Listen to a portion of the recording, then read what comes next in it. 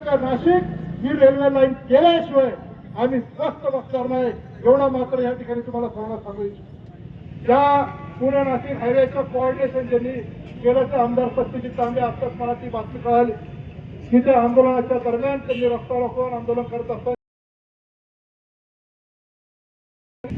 ठीक आहे, अटक जरी झाली असती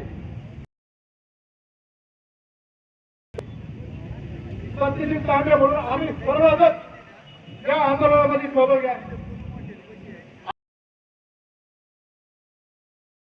आमची पण अटकेची तयारी आहे, पण रेल्वे झाल्याशिवाय आम्ही स्वस्त बसणार नाही, एवढं या निमित्ताने सांगतो। आणि पुन्हा एकदा जय, पुन्हा एकदा ज्या नारायणगाव ग्रामपंचायतीने सर्वांनी या आंदोलनाची तयारी केली, मी त्यांचं जुन्नर तालुक्यातल्या तमाम नागरिकांच्या वतीने मनपूर्वक